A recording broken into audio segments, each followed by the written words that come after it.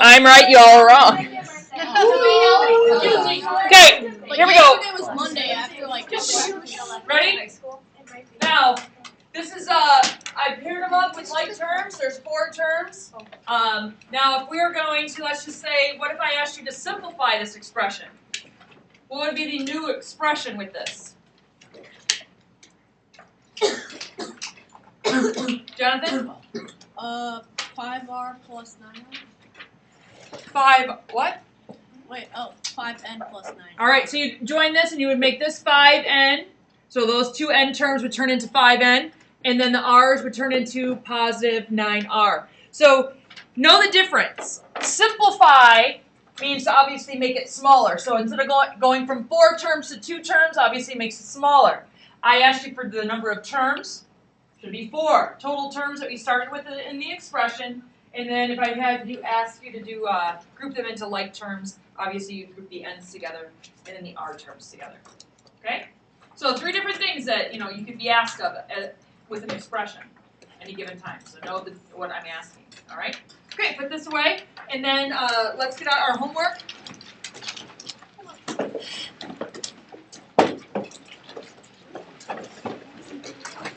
Again, really, there's only one of the problems on your homework. I wanted you guys to try to see if you had your thinking caps on. I guess that's what my teachers used to say all the time. What you were supposed to do is exactly what you did on your activity yesterday with your partner, was comparing 2 different items. Which one's the best buy?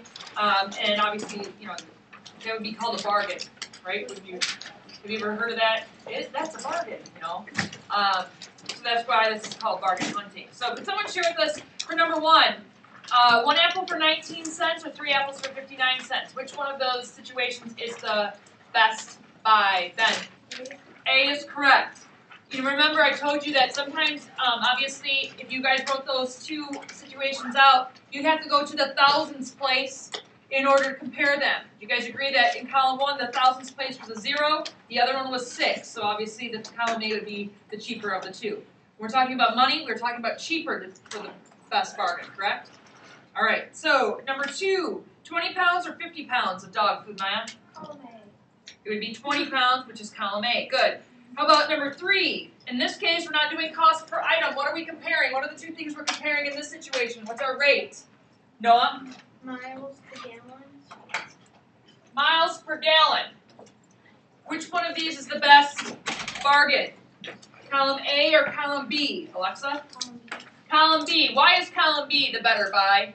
Why is it more miles per gallon better than less? Hannah? If you want to drive more and not have to pay for more gas. Yeah, wouldn't you want to drive more for your buck? Or more for on the gallons, because the gallons obviously cost you money, don't they, in the long run? So if you're comparing miles to gallons versus cost per item, sometimes the larger of the 2 comparisons is the better of the 2 buys or better bargain. It all depends on the situation, but obviously if it deals with money, cost per item, we're always going to go for the cheaper. But necessarily, sometimes when you're comparing something else besides money, sometimes the larger number is the better of the 2. Does that all make sense?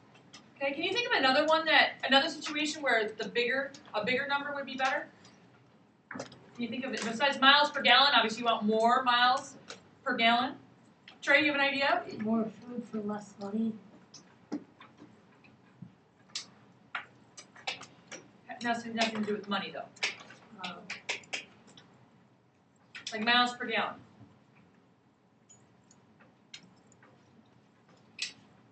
Maya? Could be feet per second, because obviously you're going to go farther, right? Think about what would be another example besides cost per item that would be the lesser of the 2? The season's coming up right in spring. Is that thing outside these walls out back here? Olivia? Track. Think about it. Don't you want your time to be the lesser? Because wouldn't that be the faster of the times? Right? So it all depends on that's what I'm saying. It all depends on the situation. Sometimes it's the lesser of the 2 that's the best. Sometimes it's more. the larger of the two. So it all depends on the situation. That's what I'm trying to make you guys understand. It all depends. And you gotta be able to decipher, okay, well, really what makes the best deal? Yeah. Dollars an hour, like that you're getting paid. Oh yeah. Oh, absolutely. Think about it. If you were gonna go, let's say a retail job, Kohl's or the Buckle. Buckle. I'd always go for Buckle, but I'm saying I have a problem. It kind of worries me. But if you were gonna go like a retail, let's do Kohl's and let's say Target. Okay, retail. Does it really matter which one? Is they're right next to each other? But Kohl's pays you more. Which one are you gonna go for? Kohl's. Probably Kohl's. Burger King or McDonald's? Burger King obviously more. Burger King. It all depends on. I mean, to be honest, a lot of times you probably will go. Just like remember we talked about that the other day, where a lot of times, preference, yes. But when it comes down to what's your goal? I need to make this much money by the end of the summer so I can do this. You're gonna go for the bigger dollar. It all depends on what you're doing. If you just need a job and you just need to work, a lot of times you might not. A couple cents per hour is not gonna bother you. But if you have a goal in plan, I mean, when I had to pay for part of my college and I had to have so much money, I obviously took the better. When I kept on looking for jobs when I was still working at another job, I'd go get I keep looking for a better, so I can get more money, So it all depends. When you get there, you understand, right? Is that what your dad and mom always say? Like, you'll understand when you become an adult. Did you ever say that? You'll understand a couple of years. Yeah, you'll understand. You'll get No, it. they tell me Dad to was a understand kid now. Huh? Yeah, my They dad say has I to don't understand now. No, I won't tell you what to tell. They were like, you think money's free, you think it just grows on trees. Well, I've heard that. technically I it was like, does, no, it because doesn't. it's made of paper. Huh? Technically it does, It's made of Money- money. But guess what? It doesn't produce What itself. kind of It doesn't grow out in your backyard. I know. Money And grows money on doesn't trees. grow on trees, then why do banks have branches? Oh, was that a riddle? Were you waiting? Are we dying to say that? Huh? All right, guys, put this away. I want you guys to get out your notes for today. We didn't finish finish it. 4 or 5. Why? We didn't finish 4 or 5. B? How about for number 4 is B? 25 floppy disks. Is that what you got? Yeah. All right. And how about number 5? B. B as well. Okay. Now, do you guys know what a floppy disk is? Yeah, that's why Go home and ask your parents if you don't. Actually, the first computers that I worked on in this district, actually we had what was called a graphic arts lab. That actually, it looks, floppy disks, if you don't know, were obviously floppy. They weren't hard. And these were the first hard. These came after floppy disks. These were called hard disks. They had a little contraption that you plugged into the USB ports. And you had to slide these suckers in. It went, you could hear it across the room. But the floppy disks were about this size, like a CD case. And they actually had like a disc, like a CD, inside the floppy disk. That kind of like have you ever seen like camera film exposed? Like if you had them out, that filmy? Yeah, that's what that disc like kind of reminded me of. Like, 'cause sometimes I accidentally touched it, and then the data would go by. But my mom has tons of floppy disks. So the kids don't even realize. Obviously, this is not. This is stiff. The floppy disk would go, So you guys seen them? You said? Yeah, I know what floppy disk is. I'll bring one in. Oh, I'll get one for my mom. She has tons of them downstairs. Well, you remember, like the television set, like that old television that's hanging up there? Okay? You see how it's not a flat screen like the computers now, and like a lot of our TVs now are flat screen? You know, like where you put the CD in on the side here? That was like at the bottom of the monitor, and you slide the floppy disk in there. Yeah. I have a Flower Power computer at home, an old Mac that's sitting in one part of my basement, and I should bring it in. We could take it apart, see what's on Probably there. be really rare. We should take it in. We should put the floppy disk. You know how much that thing is worth? Probably $5 I'll take it. on the black market. We should put the floppy disk in. You could have a lot of fun with that thing. Old computer. Now, We never know how to use let's get to what we need to get to today. First of all, what we're going to do today is move on with ratios. All I'm doing with the ratio model drawing is Just letting you all be aware that you can use this if you want to, okay? So you're just going to practice it for the next 2 days. It's a pretty simple task. Most of my third hour class actually today, were like by the end, you're like, oh, I remember doing this last year. Now obviously today I'm going to kind of refresh your memory, but I'm also going to talk about how to bring it to like the 7th grade level, okay? And what I want to make sure is that everyone before end of class tomorrow, that you feel comfortable. If I ever ask you to model a problem with what it's called, this is actually Singapore math. You guys know the island of Singapore? Yeah. You know, they're probably the top 3 in the nation for academics, okay? Compared to Japan, China, you know, India, okay? Don't even ask me where USA is. I like the bottom. We don't compete at their level a lot of times, but we did adopt this. Is actually this idea, this modeling actually came straight from Singapore. So what I'm just trying to show you is that solving ratio problems can be very, I guess, user friendly when it comes to pictures. Some of you in here are visuals. I mean, you like visuals. You like pictures. Pictures speak to you. You know, you can make sense of a picture. If you can see it, you can believe it. You know, some of us can just do some math on the side of our paper. Got it. I got it. I understand what's going on. Okay, we're all different. So what I'm just trying to do is show you a technique that you can use for ratio word problems. All right. So we've talked about ratios, haven't we? We compare 2 things, which all these problems have to do with the ratio. Some of them you maybe can connect to. Obviously, the first one we're going to talk about a class. Obviously, in this class, there's 2 things involved. We can compare what? Well, boys to girls, and that's what we're going to do in the first problem. So, a couple things. If you look back here, there's 7 steps that go with this process, okay? And first of all, you got to read the problem. And the second thing that I'm going to ask you to do is find the question within the problem and restate it as a statement. And that's what we're going to rewrite at the bottom, so we can stay focused on what we're trying to find, okay? And then we're going to draw a picture of it. Now, I don't know if you guys, I think you guys went to the lab, maybe did some thinking blocks. That's the kind of same here we're going to be drawing today, just to kind of refreshing your memory. All right? So what we're going to do first is we're going to obviously decide, and then we're going to, once we read the problem and draw or rewrite this question as a statement, we're going to determine who or what is involved. And as a ratio, what is a ratio? What does it do? Compares 2 things. So how many things are going to be involved?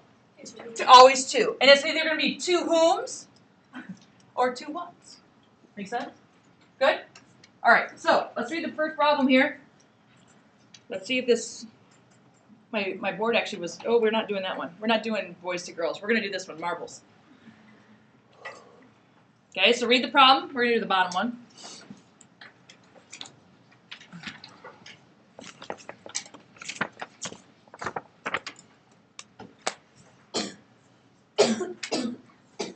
And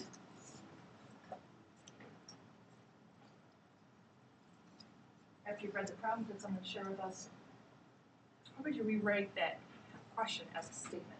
Or questions? Remember the questions, if it's 2 questions, we can make a compound sentence, couldn't we?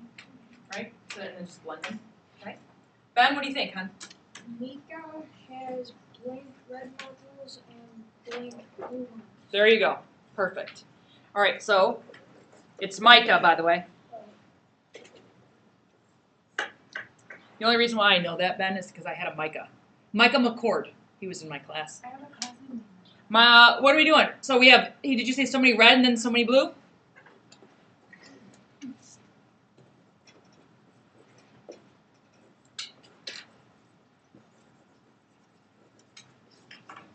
Now, do you guys see that there's R1s at the bottom of the first, you guys see the first page have R1s? Okay. Now, can I just show you something real quick? As we go through, just so you can know, these are your notes, right? Everyone with us on the notes? Do you guys see that there's assessments here? Problems? Do you see how there's R1s? Those R1s mean that they go with day 1 assessment problems. So these the model that we're doing on day 1 will mimic these problems here. So it's the same kind of model. So you can use the picture to help you do these problems. R2 obviously is going to help you with day 2, which is, I don't know why, but for some reason my day 2 never made it to the copy machine, so it's not in here. We'll do that tomorrow. But day 3 is obviously R3s, and quizzes are a mixture of day 1, day 2, and day 4. So that's how that works. If you notice that there's R1s, R2s, and R3s, that's what that means. Is those pictures, those models model the assessment or the packet that are for homework. All right, now you guys should have your lanyards, your IDs. If you would get them out. We're going to use those as straight edges. If you don't, there's our rulers right behind, right next to Mr. Ramsey there.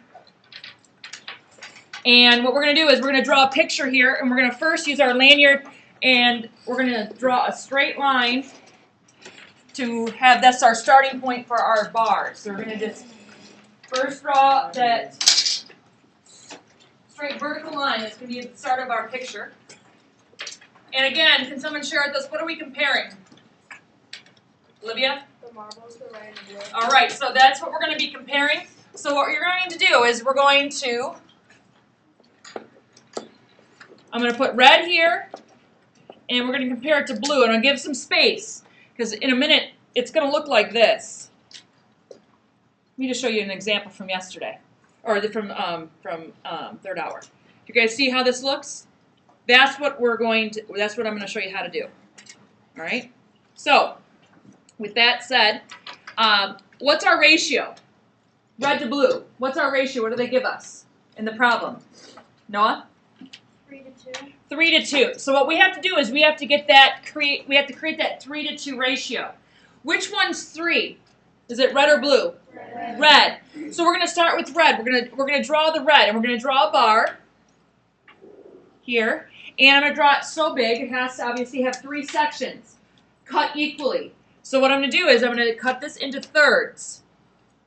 Okay? You guys agree that that's 3? Obviously, you're going to get a lot better at this as you practice. Some of us can draw our boxes very equally distributed, and some of us need a little work, which is fine. Now, you're going to draw, blue represents how many parts in our ratio? 2. Now look up here. What you're going to do is you're going to slide your, watch this, you're going to slide your ID over to, because remember, this has to be 2. 2 blocks represented the same, like with red. So what you're going to do is slide your ID over to red, drop down, and draw the bar. Did you guys agree that then draw here, and then you can draw the rest of your box, and then cut that in half. So these 2 blocks down here should be close with or as big as the sections in the red category.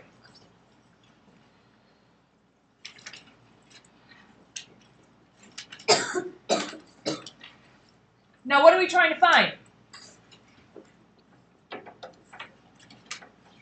What does the question say? How much red Abby? How much red marbles and blue marbles there are? All right, so we're obviously aren't these what we're trying to find? So those are our question marks. That's that's our missing information. That's what we need to find. What else do we know? There's one other thing that we haven't done. The question marks are essential because that's focus what we need to find. Okay, that's what's going to fill in answer the question. Right, the question marks are going to answer the question. Lainey, what else do they tell us? They tell us that in total he has 55 marbles. So if we take, and what I do is I take a little bracket here, and it's kind of like, okay, if you take all of these sections, the red and the blue sections, they all equal 55. Now some people make that fancy little squiggle thing, which is fine. You can do that. Absolutely. This little thing, like that. Some of us can do that. Some of us. That perfect. Yeah, that's. I can do it that way, but I can't do it the opposite way. Horrible. All right. So, how do we figure this out? Anybody have any ideas? Because really, what our goal is, in order to find what the question marks are, we have to figure out what these blocks are worth. Okay? Alexa, do you have an idea what we could do? 55 divided by 5. Is it starting to come back to you? Yeah. All right. So, do you guys agree that that's 55 represents all of these? How many parts do we have total here? 5. So, when we look at this, we can say, okay, if 55 represents this, what we're going to do is take that 55 and do what with it? Well, divide it by 5 equal parts. And when we distribute the 55 in each of these boxes are going to should be worth the same amount, right? Because we need equal groups. Because when we do ratios, remember that has to be equal. All right. So when we do this, we're going to use number 1. We're going to list our whatever our calculations are. So we're gonna do 55 divided by 5, which equal 11. And what do we, does anybody remember what to do with those 11s? What do we do with those 11s now? Jocelyn? 11 is equal to one of the boxes, so then you write 11 in each box. There you go. Last year, Mrs. Thompson made us write 11 equals and then the box. Like underneath for number 2. Yeah, like 11 Nah. equals boxes. All right, now, Each box equals 11. well, can you figure out that one box equals 11 with my picture? Yeah. All right, cut that out. One last step. All right, now, so number 2, what's a calculation? Can we answer our question? Do we have enough information now that we can do one calculation? And obviously, most of you, if you had a problem like this on like a PARCC test or like a ratio, like if you use this on like a test, a lot of you could probably do the calculation in your head. All right, but today, just to keep me happy, just make sure you write down the operations. All right, so Ben, what are we gonna do? 11 times 3. And that's gonna answer what? How many red marbles? All right, and now sometimes I have some students put the 33 back up so they know that the right next to the question in parentheses, they know, okay, I've answered that question. Okay? All right, what about, do we have enough information for the second question? Sure we do. What calculation can we do? What can we do, Maya? 11 times 2. And obviously that's going to answer this. Anybody remember the last step, which says write the answer in the sentence. So Noah, obviously we're going to put, how many red do we have? 33. And blue we have? Years ago, when actually the teachers, we had to learn how to teach this. You know, we had to go to a workshop or whatever. I follow the instructor. You know, like you guys are doing, I'm taking exactly what you're doing. I had to do the same thing and practice the problems. Yeah, every single time. Guess what? I forgot to do. Go back and fill in my answer. I look back at my notes. I'm like, oh, I was a horrible student. You know, because sometimes you just get going and then you go to the next problem and you forget. You know, he's like Speedy Gonzalez. I'm like, I'm getting used to this. So I understand that we all forget. Any questions on that one? Trey? Don't we normally do a T-chart? That's what I did. No, that's like just like that's like work and then explaining what you did. Yeah. Oh, that's the why I didn't, or what I did and why I didn't. Oh, yeah. Yeah, that's written as the explanation. Written response. Maya? Hang on. Maya's talking. So for our homework and on the quiz and test, do we have to have No. Okay. No. Silly. If you look at my board, I can't use a straight edge, otherwise it'll change things and it'll move things around. All right, let's go to the next one. Are we cool? I only did one example of day 1. So then let's go to day 2. And you will have one of these today on your homework. But in this case, this is day 3, or number 3, sunny and cloudy days. We went to Colorado, 3rd hour. We're going to talk to Phineas. And Phineas, we're talking music on an iPad. We good? All right. So, could someone read the problem and restate the question? What are we trying to do with Phineas and his iPod? What are we trying to find? What's the question? Or it has a statement. Sasha? The statement for the question? Oh. Mm-hmm.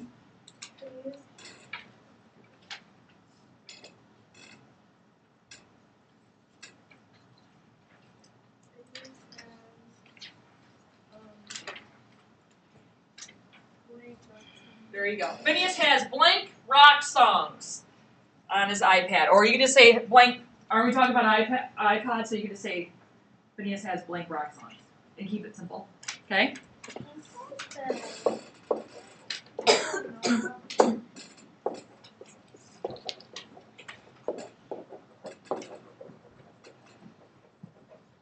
All right.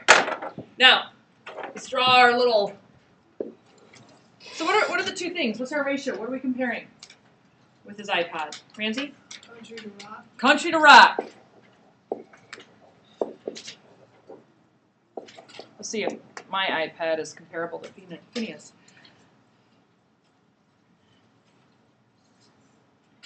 No. You probably have more countries.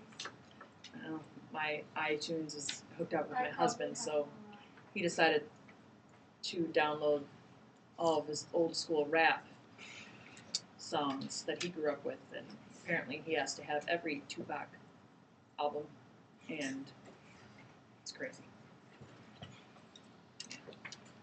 I don't use iTunes. I just use normal music on it. Oh, music or iTunes music. No, I like the radio. I like the the radio. radio. Then they have a separate it's just music that you can put it through your computer. I just Okay. it's All right. all- So what's our ratio? Country music to rock music is what? What do we got? 5 to 4. So in this case, country, we're gonna have how many parts? 5. Now I shared this with third hour. If anybody wants help, do you guys agree 5 is an odd number? Okay. So what I do to make it easier for me to distribute my bar into 5, which is an odd. Watch this. You guys remember, put your eyes up here. What I do is I just cut off a piece of the pie here, or cut off a piece of the bar, and then basically now the rest that's there, I have to cut it into fourths. Half that, half that. So I go half this side, half that side. Now they're a little bit more, equally distributed. So that's how I do odd numbers. So like if it's 7, I'd cut one off, and then I'd cut it into half, and then cut each half into thirds. So it's a lot easier to divide. Okay? And then the rock, obviously, is 4. So remember, you need to go over to the 4th bar on country, bring down your straight edge, and then draw the bar so you can see how far it is. And then cut that in half, and that in half.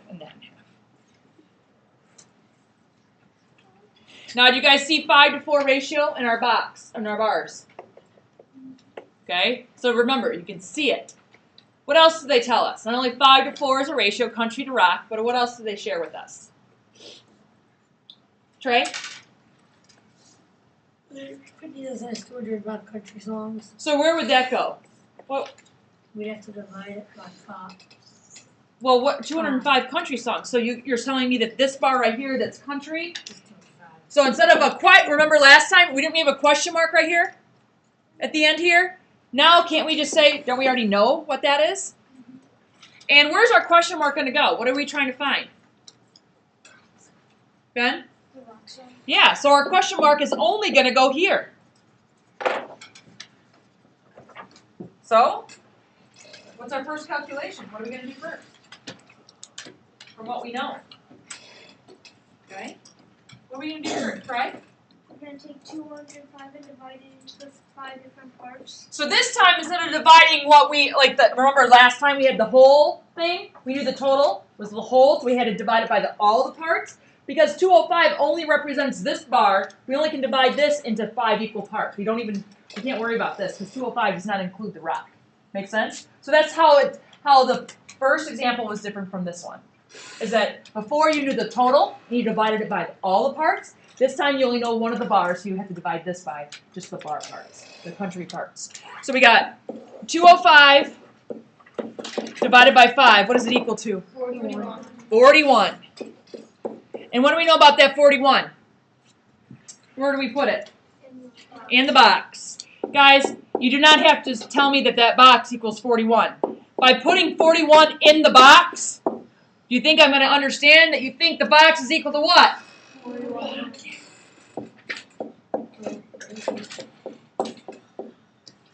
So now, if we know that each box is 41, how are we going to figure out how many rock songs there are on his iPad? What are we going to do? Olivia? Multiply times 4. Yep, so we're going to do 41 times 4 is equal to what? 164. Mm-hmm. Really? Really? Yeah. Why Because you do 4 At times Oh 16 yeah, and the you're 4. good. You're good. And don't forget to fill it in.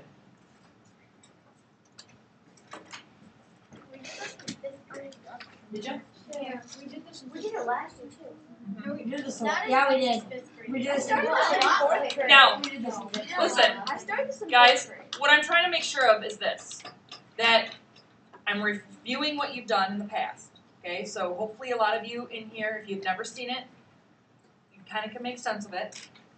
Now, for those people that have seen this, this is where I wanted to ask you another question. What is the ratio of rock songs to total songs? Looking at your board.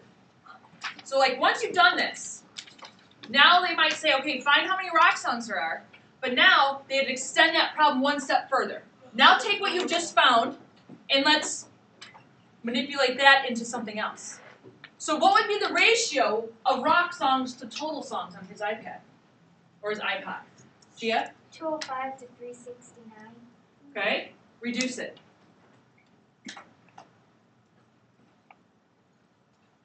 Penelope? 45. Nope. Jonathan? 4 to 9, but you don't know what other genres of songs he has on his iPod. We're just looking at country and rock. Like all he has country and rock on there. It's funny, all Okay. you have to do is take that 5, add plus the 4, then There you 4 go. around. You see what I'm saying? But could you use it? You see how if I just ask you a different question, you have enough information that you've drawn in your picture to answer that question. You see what I'm saying though? But you have to start first what you already know how to do.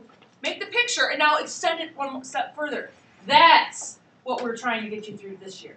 Okay? So right now, do you understand where I have to get you all comfortable again with this? So that now I can sit there and go, okay, now let's manipulate it. Because then I want to make sure that you guys can predict. Think about this. You know, there's people out there that are paid to use these types of situations to predict the future. Think about people that are in marketing. Don't they predict the future for their companies? Sure do. So they might use the ratio of maybe the quarterly profits. And they use that ratio or rate in which their profit is going each month to predict the next 6 months. Okay? People get paid for this all the time. But that's what I want to make sure you can use this information to help you do something else. Okay? That's where I want to get you guys to understand and think. Okay? Everyone got it? So what I want you to do is go to your assessment packet. I want you to do the 2 problems on day 1. And if you notice, if you flip the page over, it goes to day 3, doesn't it? Day 2 went, poof! I don't know where that sucker went. It's in my pile. Apparently I didn't put it through the cotton. I don't know. Or Mr. Bowen played a trick on me and pulled it out. And he does things like that all the time. He's a nice professor, he is. So that's what I want you to do. I want you to do 2 problems on day 1. And then go to the quiz page, which is the 3rd page. You guys see that? And just do the first 2 quiz problems. Okay, so 4 total problems. That's it. All right, so the first 2 are like the first problem that we did, which is the red and blue marbles. And then the quiz problems are like day 1 or day 2. All right?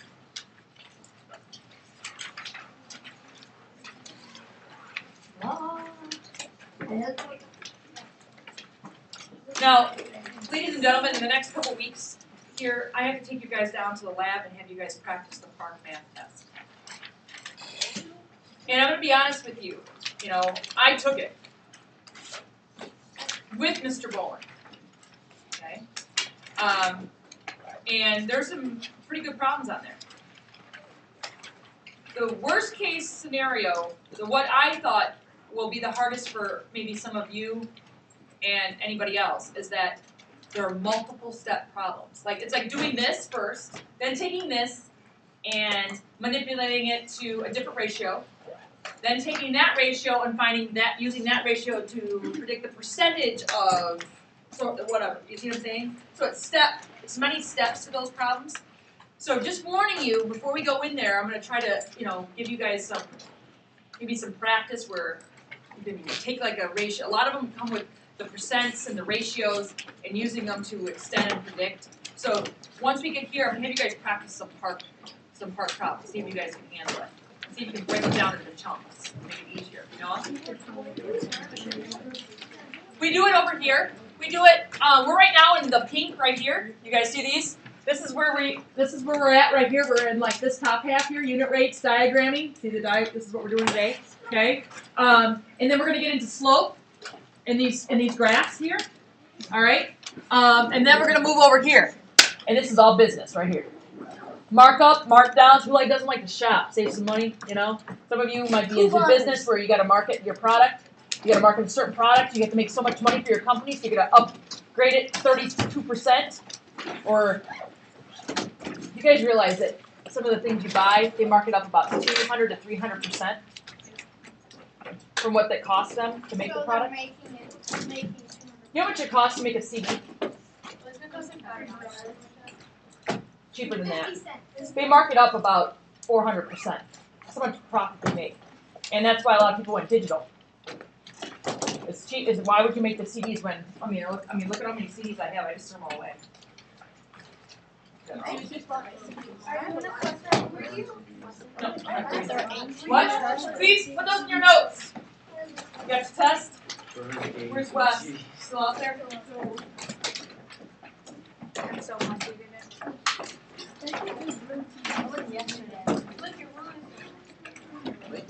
The best problem that was on the practice part test was mortgages.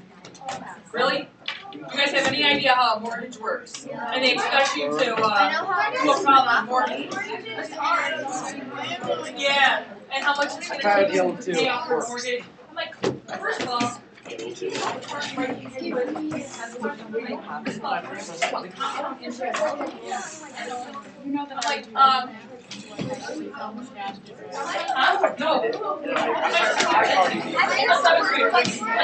not buying a house. You're buying a house next week? No, you're buying a pair of pants.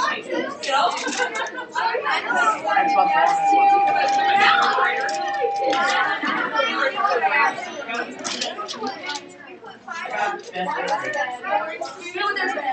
There's a lot of different mortgages out there, Noah. Yeah, it's a nice school.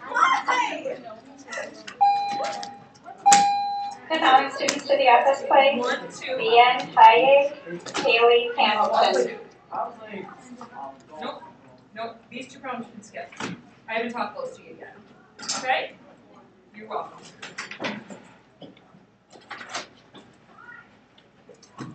Do you think I have enough copies?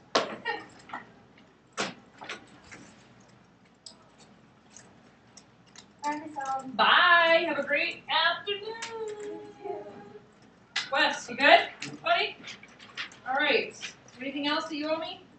I have no idea. Got nothing for you, honey.